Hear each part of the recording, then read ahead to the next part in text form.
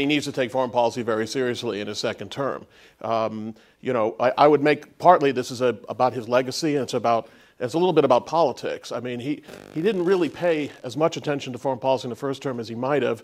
The press has sort of given him a free pass on that up until now, but I'm beginning to think that with some of the issues that are cropping up, the return of Al-Qaeda and other terrorist groups in North Africa, that foreign policy could become a big issue again, and he doesn't want to look like he's not doing anything. Now, as it happens, he really does have opportunities in the international environment.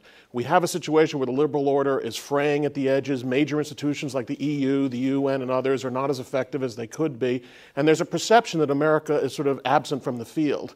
I think if he brings the United States back in and takes some of the initiatives that we're going to be talking about here, whether it's on the trade front, on dealing with Asia, and of course Iran is going to be a critical component of the success of this liberal order, he really does have an opportunity to shape things now. When Martin and I talk about a plastic moment, we're quoting someone who talked about a plastic moment after World War I, when it seemed the United States really could step in and shape the international system. Well, as it happens, the United States sort of backed away from that challenge then to great cost. I think we are at one of those moments again. The world is in turmoil, which means it can be shaped, and the U.S. really does have the capacity to do it. That's such an interesting point, because aren't we at a similar point in history where the first term of President Obama has been about the return from foreign engagement and foreign wars, and necessarily more of a domestic focus? Isn't that precisely where we are now? And even warfare itself is becoming a narrower enterprise under President Obama.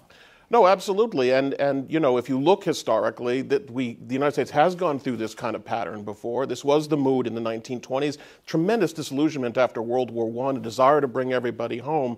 I think we learned the lesson of that, and it really is the job of the president not to simply respond to this mood in the country, but to push back on it, to re-educate Americans on the importance of that role, and himself. And a president in the second term has the capacity to take initiatives that can begin to restore a sense of American leadership and American competence in the international system.